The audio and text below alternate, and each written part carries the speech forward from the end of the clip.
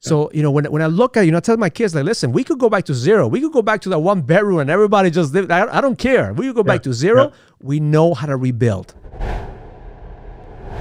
Welcome to another episode of The Weekly Edge. My name is Raul Villacis, and I'm here to bring to this podcast an amazing man. I follow this guy on social media. He has a big following. At the same time, he just has that energy that exudes like leadership, exudes, getting your shit together. So I want to bring to this podcast Matt Sapaula. Give him 2 claps and a next level. 2 claps, next level. Love it, man. Matt, welcome to not the Daily Edge podcast, the Weekly Edge podcast. I do have a Daily Edge podcast, but every single time that we meet a guy like you, we want to bring him to this podcast to share some of the wisdom and insights of what it's like to live on the edge. So, brother, welcome to the podcast. Honored to be here. Honored to be asked by you. I've seen your content and respect the work that you do, man, making an impact in the community of men, the brotherhood of men. So honored to be here, brother. Thank you, man. Especially, we talked about this before in the before we started. It's very rare to see minorities stand out, right? I think that's one of the reasons that I gravitated to your content, because to see another minority do what we do and to be able to actually achieve a certain type of success, even though like success is different for everybody else. But tell us what it's like to come from a minority background, to be able to cut your teeth through the financial industry that you're in. Yeah, the conversation I would have with family about money, success with money, success in business, success with career wasn't very well articulated when I was growing up. I think in a Filipino culture, the kids are more often seen than heard. And game planning, figuring out your next moves, what you want to do, in terms of success and wealth and finance, zero conversation about that. I think the conversation was more like, okay, are you going to be a doctor? Are you going to be a dentist? Are you going to be an attorney, especially being a Filipino and being in the medical field? But being an entrepreneur, what's that? Going to the Marines, what's that? We talk about come back down to reality and come back to our normalcy. And so I had to find out that I was wired differently than everybody else in my family. And it only takes one generation. It takes only one person in the family's generation to change that family's generation's last name forever. And I decided to be it. I love that message because I'm first generation American here. I was born in Ecuador, right? And my grandfather had an entrepreneur skill, but he never built a business. It was more like he was a hustler. He will flip real estate. He one of the memories that I have is he will actually work here in the United States. He'll bring dollars from the United States to Ecuador, and he'll go to the black market and start trading dollars for the regular coin. I mean, he had a gun in one side and a stack of cash in the other side, man. And it could have been a good day or a bad day, but that's what we grew up in really hustling and seeing what's out there. So tell me, what was like for you to grow up? Did you grow up in here or did you grow up in the Philippines? I did. Chicago. I was born here in Chicago. I mean, my first job was a bike messenger downtown. So this is the era before email and text messages and fax machine. So I was a fax machine. I was a text message. I was delivering documents from one, downtown, from one office to another office downtown Chicago. I made my living on a bike. I crushed cans and recycled newspapers for extra cash. I took a bus and a train growing up. Never in a million years did I ever think I'd make $1 million. But just surviving was pretty much what I was just looking to do. So zero aspirations. But that was it. Here in Chicago, I'm the only Filipino in my neighborhood, in a Latino, African-American, Italian neighborhood. So I was just trying to find my identity also while I was growing up. And did you have I don't know about you, but my mother, she had multiple jobs, right? And one of the jobs was cleaning offices. And she used to take us right after school to help her to clean offices. Did you ever have those jobs with your parents, like that you didn't get paid for, but you had to actually work? It was part of the job was actually helping your parents out in the job. What did you do in those cases? Yeah, well, for me, because I gravitated to sports when I was in school, middle school, junior high, high school. But always on Saturday mornings, man, my dad had me cleaning. He had me, 7 o'clock, 6 o'clock in the morning, we get up and most kids are sleeping in. And what you got me cleaning for? Because he was a middle manager at Sears. He was looking to get promoted. He was looking to make a name for himself in Sears. And at the same time, we go back home and we'd also do that to our house. So after we got done cleaning the office area that he was at Sears, We go home, we would do our own, bust out the cleaning gear at the house. And he was my first phone call, Raul. He was my first phone call when I was in boot camp. And for 6 weeks, there's no contact from the outside because we're in boot camp. We're in Marine Corps boot camp. First phone call was at 3:00 in the morning because I was on night duty, making breakfast for the entire base. It's called mess duty. And he says, one of the Marines says, "Hey, listen, there's a phone there. You want to make a phone call? Go for it. I don't see anything." And so I made a phone call, called my dad, say, "Hey, Dad, thank you for making me clean at 6, 7, 8 o'clock in the morning on Saturday mornings because this boot camp stuff, this is easy. Thank you." Love it, man. Love it, because I think that's where the immigrants, we have an advantage, I think, from people who are born in this country. I even tell my kids, and my kids get sick and tired of hearing my stories all the time because they think I'm making it up. When I tell them I used to take the bus to go to school, and then kids used to pick on me and all this shit, like, "Dad, you make those stories cannot possibly be true. That come on, that's not true." So I think that our parents really shaped us and molded us. But when was that moment for you that you realized that, man, I need to make it in this country. I need to level up because if I don't make it, like my lineage is on the line here. When was that moment for you? To me, it didn't really come around, Raul, until maybe my 30s, maybe my mid 30s, because when I left the Marine Corps, I got married and divorced while I was still in the Marines. And I became a single father with custody of my kids, got out the Marines, had 2 more kids. So I had 3 custody under my responsibility. And my 3 jobs before I got involved in the insurance industry was YMCA lifeguard, 5 to 8 o'clock in the morning, Jiffy Lube hood technician, signature service on day 1, and Olive Garden server, where I learned sales skills. And so when I picked up these 3 jobs and I started making money on the side with insurance, I started getting rid of the 2 jobs, kept the Olive Garden job because it was a serve of cash money in my pocket all the time as I was launching my business. And then it wasn't until I started hanging around with people with inside my industry, because I'd be the only multicultural kid in an insurance conference. The typical insurance agent is a 60-year-old Caucasian male. I was a 25-year-old Filipino brown kid in a room. I'd stick out. And so that's when I started being aware of a different language of money, because when these guys started talking, and of course the education you get by being involved inside the insurance industry was a completely different level. And so it'd be later on in my life, my 30s, that I started realizing, wow, I could really make something out of this thing. This is the right industry to be a part of. This is the right career for me to be a part of. And after that, a few years later, I started making 6 figures. When I love what you're saying, that you had to have different jobs to shape you, mold you, because I look at the culture right now, and kids, everybody wants to be an entrepreneur, right? Back in the days, entrepreneur meant that you didn't have the skills to make it in school. Because my grandfather always kept on asking me, "When are you going to get your degree?" Even though I hire people with PhDs in my company, my grandfather was always telling me, like, "You need that degree, you need that diploma.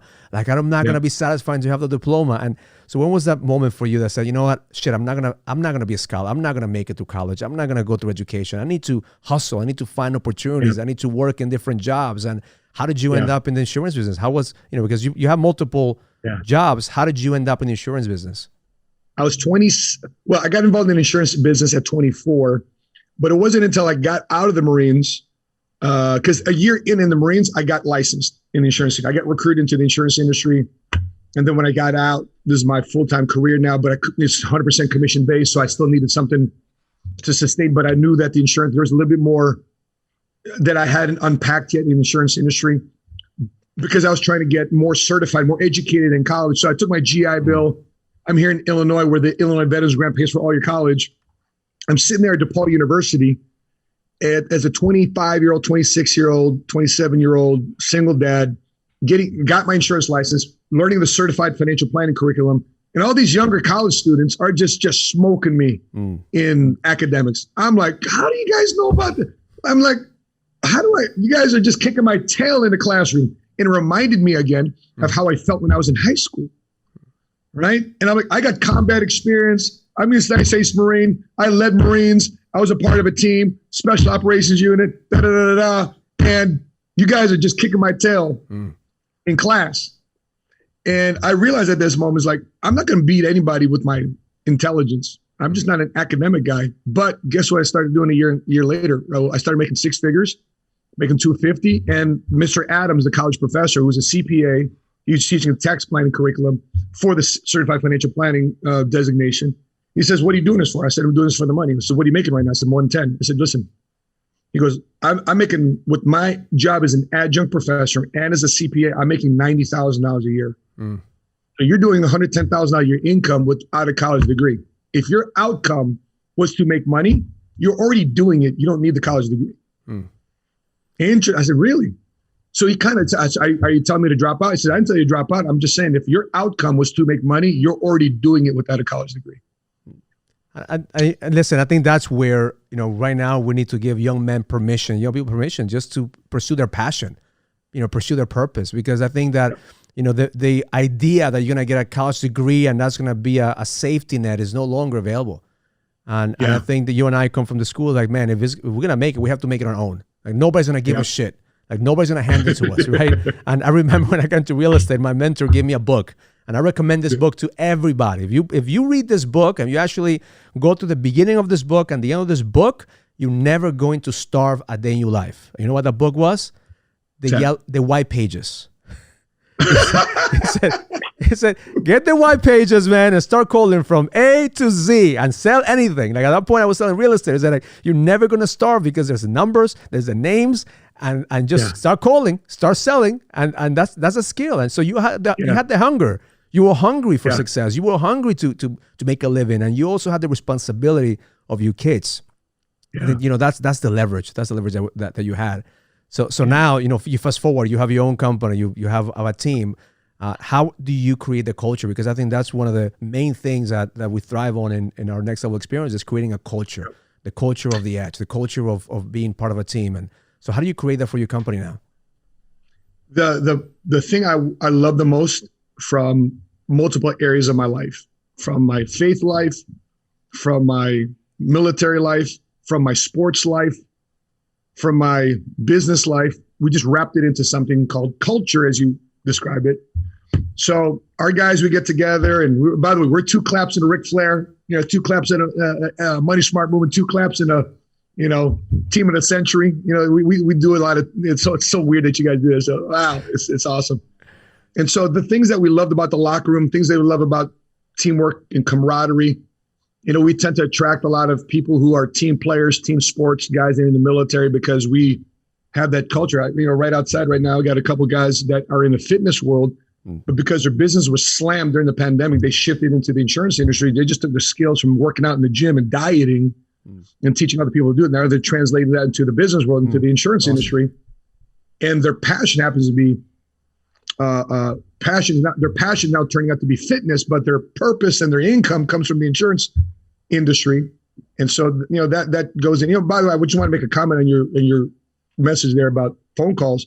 Mark Cuban, when he purchased the Dallas Mavericks, he got right away the next day, he got a list of all the season ticket holders and he personally made all the phone calls. He says, "Listen, man, please continue to buy your season tickets. I'm going to turn this team around. I'm going to make these things happen." Boom, boom, boom. Next thing you know, 3, 4, 5 years later, they won a championship. So there is something about, people want a quick fix. People want a magic pill. People want a silver bullet. The silver bullet is just, boom, what you just said there. Doing the dirty is what we tend to call it.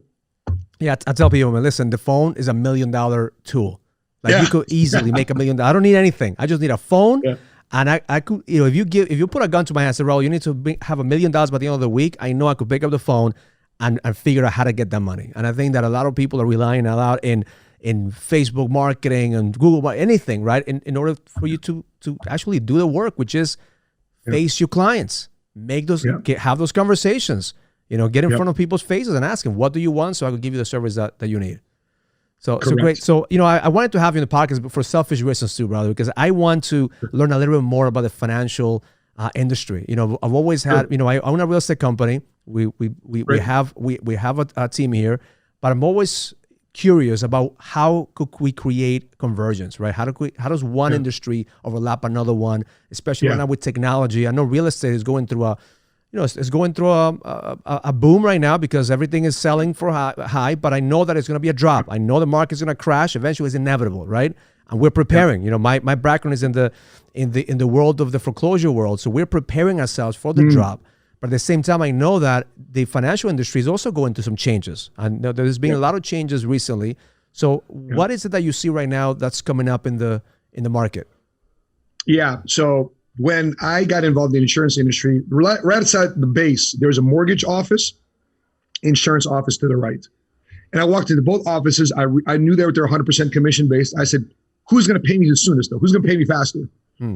Insurance guy says 2 weeks. Mortgage guy says, well, whenever we have conditions clear to close, that's when you, right? 6 to 8 weeks. Sure enough, 2 weeks, I got a commission check with insurance, selling insurance policies and retirement accounts. And it was 6 to 8 weeks before I closed on my $90,000 condo that I helped refinance. So I've been through 22 years now. I've been doing this. So we're your, insurance and real estate, mortgage, we're just financial cousins, right? Peanut butter and jelly put together. And I've seen the ups and downs. I saw 01.com bubble, 08, 09 Great Recession. Now we've seen the 2020 great pandemic, the coronavirus pandemic. Every time, Raul, I've seen the insurance business during tough times increase. It's the weirdest thing because, for example, last year, most businesses shut down. We increased by 65%. It was done like this, through Zoom. So our guys made more money during the pandemic through Zoom, while most people sadly were being hammered in the marketplace. When there's fear in the marketplace, everybody flights to safety, which is the insurance industry. It's not sexy. It's well capitalized. It's got reserves upon reserves upon reserves.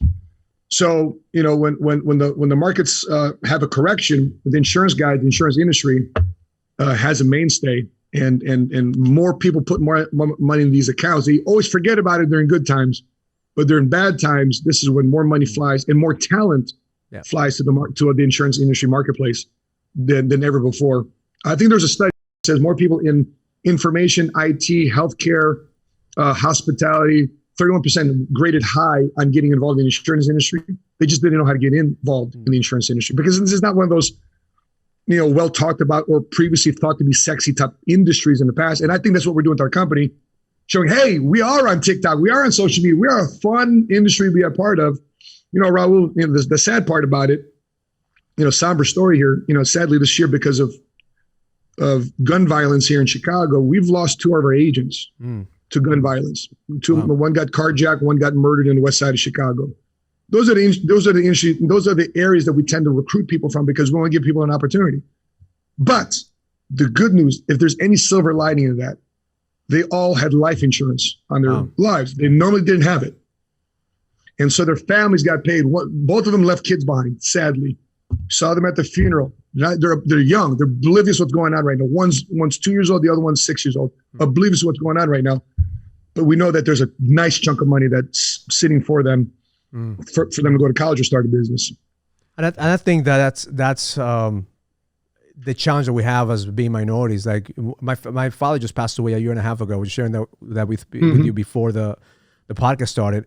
And I remember the conversation with my dad saying to me, like, should I cancel this? Because I'm paying this every month. I don't want to pay this bill. I just want to cancel it. And I kept on saying, Dad, that's your insurance money. Like you have to pay that bill. That if anything, that's the one that you have to keep because if one thing that we guarantee is to die, there's 2 things: taxes and dying. So I think that you're doing a great job by really reaching out to the people who really need to have a change in mindset because that's what we need, a change in mindset to be able to think like the wealthy, to be able to have a wealth mentality versus just a trading dollars for hours mentality. So and I love the fact that you're doing it right now with you're bringing sexy into. You're never bringing sexy back because the financial industry was never sexy. You're bringing sexy back, or you're bringing sexiness into the financial industry. How are you doing that? What's some of the strategies you're bringing to have young people in your community join the company? Correct. So we for example, we're planning for our next convention coming up. So all the A-list celebs that love what we do. For example, Oscar De La Hoya was a former investor in our company. He dropped $10 million into the infrastructure of our company to invest in PHP agency. We had Magic Johnson, who's the only Black owner. Check this out, Raul. You may not have known this, but Magic Johnson is the only Black owner of an insurance company in the entire United States. 51% owner of Equitrust. By the way, there used to be more black owners in the past, and sadly, it's gone away. It needs to get back to that.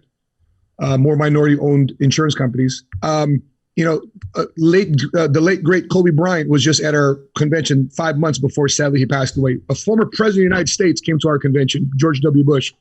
So we're bringing in talent. We got Joe Coy, a half Filipino, half American comedian who's got Netflix specials. He's doing entertainment at our convention. We got Mike Tyson. He's coming out to our convention. We got Bo Jackson coming to our after party at the AT&T Stadium at our training event in Dallas. So we're just bringing in A-list celebs into our mix that love what we do. And these guys don't need our check, right? And these guys do background checks on who we are, what we do. So to introduce the conversation that, A-list celebs and people of stature, of influence, like and love what we're doing, that's a way we're making the insurance industry sexy. That's awesome, man, because I think that's what people need, innovation. I look at industry as bringing innovation. I think, right now the pandemic has exposed our weaknesses, exposed every part of it. So it's forcing us to become better, because if we continue to do the same thing that we did pre-pandemic, we're not going to get the same results. The game has changed. We have to bring innovation. We have to bring energy. We have to bring community. What you're doing is bringing community into your team. But at the same time, man, you're focusing on service. And I think that's the main thing. If one thing that our listeners I want them to take away is that success doesn't happen by accident. Success happens by design. But if you don't have the hunger to be able to be hungry to figure things out, when shit gets tough, you have to figure shit out. And I'm sure you've been through situations where, man, like, I don't know if I want to make it. Like, I don't know if I'm going to be able to, if that check is going to bounce or that check is going to pay for it. Like, for sure. So tell us about those situations where you were like, man, I don't know if this is going to pay out, if my business is going to pay out, or like, and how did you convince yourself, and how did you quiet that voice that told you to give up, or like just to call it quits and go back to what you know what to do? Yeah, there's a situation I was going through, and here's a story about residual income. And sometimes you tend to forget about it by being involved in this industry. And I was going through a very difficult situation, early 2000s. And anyway, make a long story short, I went down to the bank and I said, listen, those desperate, what do I have left in my bank account? I'm just trying to pull out $40. And she says, oh, sure. Well, your balance is $15,800. What? Are you sure it's my account? And she goes, yeah, you have 15. Show me the screen. Don't mess with my emotions. And sure enough, years of residual income started building in my bank account that I completely forgot about. That was there. And I'm like, oh my gosh, thank you, Lord Jesus, for this opportunity, for being involved in this industry. And then so we just started a habit of forced savings to always create that cushion. Because anytime there's downtimes in the economy, every time there's downtimes in the market, the people with cash on the sidelines go into the market during the worst times. It sounds very counterintuitive, because people, what's rising? That's when you should buy. No, they say buy low, sell high for a reason. I like buying things on discount, and people think that everybody jumping on, like, for example, like what's going on right now, NFTs and crypto. I like buying where they dip. When they crash, when everybody in the media say it's crashing, boom. That's why I insert myself, because when emotions are high, logic is low. And I realized that the more I am less emotional about a scenario, the more logical in processing I could be to be more targeted and specific. And it's paid off versus me being emotional all the time. Yeah, I think I talk about emotional fitness all the time. Like, how do you harness that emotional fitness? I mean, everybody knows that emotional intelligence is the key, right? But emotional fitness is really taking those punches, is knowing how to fail, knowing that, man, like, I don't know if I want to make it through this storm. So talking about NFTs, talking about cryptocurrency, like, what are you seeing right now in the marketplace, and what are you seeing in the next year that you could share with our listeners about where to invest or things that they could actually start doing more research on? Those are very exciting things, because I look at NFTs. I'm looking at I had a bunch of baseball cards and basketball cards here earlier. Yeah, I saw on Instagram, and you were buying some cards, and those things double or triple in money. It's crazy. I bought a Kobe Bryant card for $10, and today it's worth $10,000. Awesome. It's just the craziest thing. But I like those things because it's based on a sport. It's based on players. It's based on something that cannot be reprinted again, right? Because they can't make any more new rookie cards. That's already done. The season's been passed. They can do reprints, but it's not the same thing as the original. But NFTs and crypto, everything's going digital right now. Everything's going web-based. Everything's leveraging the blockchain. I think it's brilliant. At the same time, too, I think there's also, in terms of cryptocurrency, there's government regulation. I think there's going to be a moment in time where either Janet Yellen or somebody in the government's going to say, boom, this is a way for us to find ways to regulate and or tax cryptocurrency. Just like, remember back in the day, you bought things from Amazon or eBay, but you didn't pay any sales tax. And then they incorporated it. Well, I think that's going to be some form of version of that with cryptocurrency. I mean, I think it's an elegant technology to track transactions and to say this is mine, and that's what NFTs do through the blockchain. But I think it's speculative. Yeah. So and by the way, this is advice from a friend, not from an investment advisor, because I'm not a financial or investment advisor. But all I would say is, if you're going to put money into something that's always speculative, be prepared for it to go to zero. Yeah, and I think that's if you're okay with that amount. Yeah, if you're okay with that amount, then put your money in there. If you're not okay with that, then don't put money in there. I think that a lot of people right now are looking at how do I get rich quick, and I think that listen, it's good to have ambition. I'm the first one to say, hey, listen, I'm going to double down. Yeah. But there is no get rich quick scheme. I mean, there's you taking a risk, and I think that as entrepreneurs, we have to learn how to take the risk. If we don't know how to take the risk, if we can't, I advise my clients all the time: don't take a risk that you're not going to come back from. When you take too much risk and then you lose the edge, it's really hard to come back from losing the edge if you don't know how to rebuild again. That's one of the reasons that we have this program is how do we help men get the edge back? Because I think that's where we get stuck. We lost, we failed. Now I don't know how to get it back. But the reality is that that's part of the game. We have to take the risk. We have to take the punches, but we have to keep on going. Because at the end of the day, that's what we do. That's entrepreneurship is a new form of being a gladiator. Like if you don't want to be in the battlefield, get the fuck off the field. This is not for you. So I think Raul, when people are going through that, because it's one thing to lose financially, but it's another thing to lose a reputation. Right. And I think reputation for the most part is harder to come by than getting your finances. You can always make money back. But when people think about and remember your reputation, what you did do, for example, today at the recording of this podcast, Bernie Madoff died. Right. The guy that ran the largest Ponzi scheme, he died today at 80-some years old. I didn't know that. Wow. Today. Just now, about 4 hours ago. It just got reported. His reputation was so bad. One of his sons committed suicide because he couldn't take the fact that he's a son of a Madoff. Yeah. One of his kids committed suicide. His whole entire family is fractured because he tried to get rich quick and he couldn't stop it.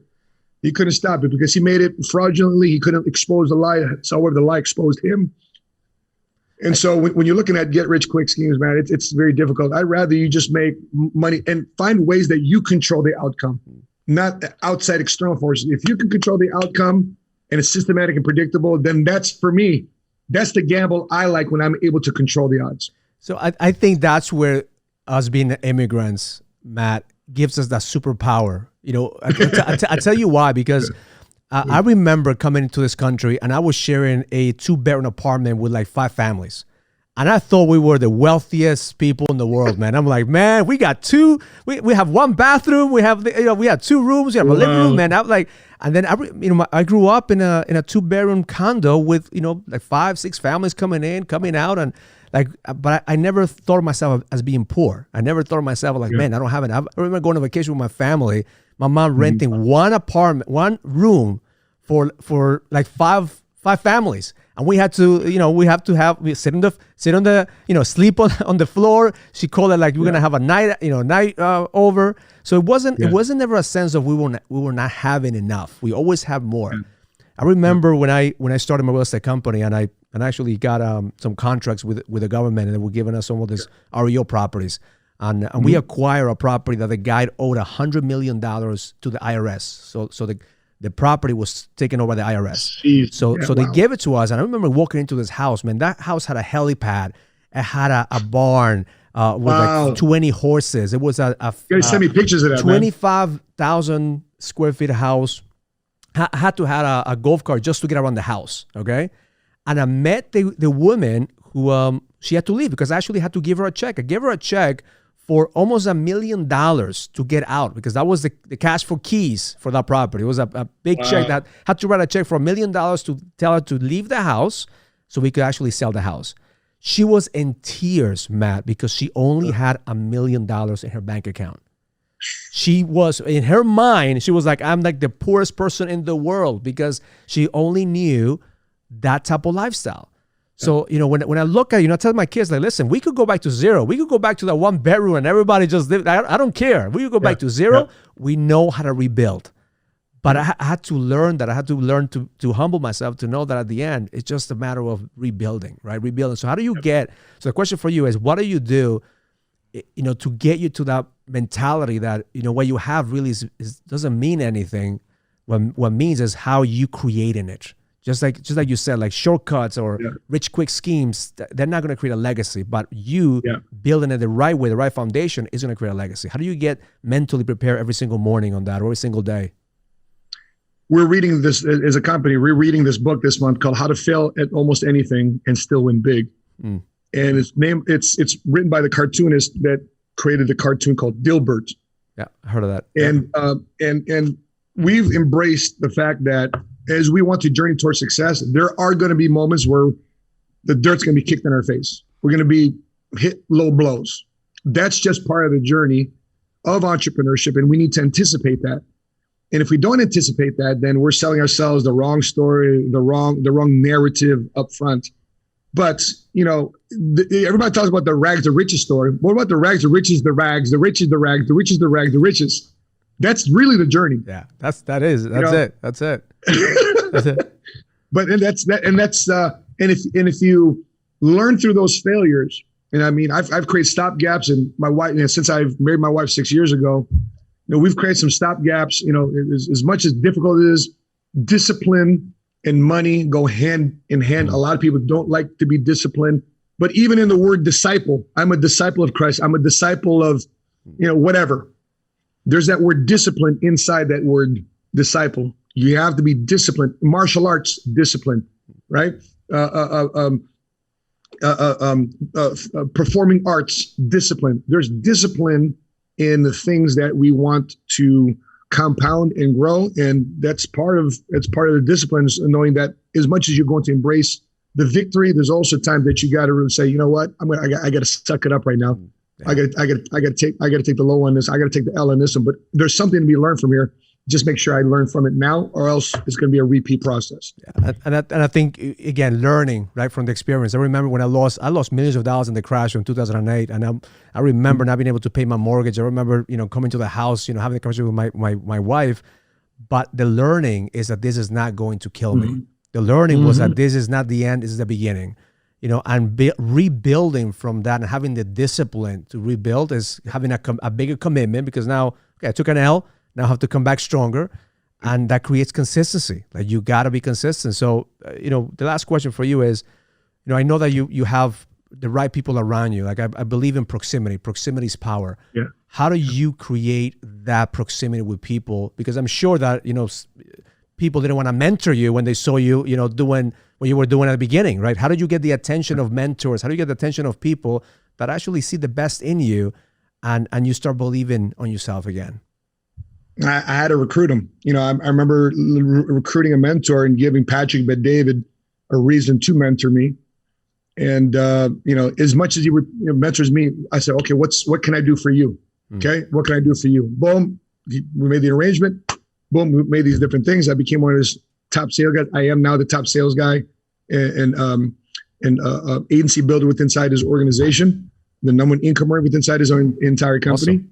And in exchange, I'm able to get his mentorship, and to see a mentor. You also got to select a mentor that's also recruiting mentors for him, right? Because he's raising his game. You don't want your mentor to be the same person a year from now, 2 years. After a while, you end up mentoring them. Patrick's like a completely different guy when I first met him 6 years ago. He's evolved. He's created 2 companies, and so he's created, $250,000, $500,000 companies, literally simultaneously. And then the flip side to that is, who are you gonna ride with? Who's my roadie? How do I recruit somebody? Like, for example, I was just talking to my trainer, bro, you better get back to Chicago, man, because he's in Miami right now. So you better get to Chicago, man.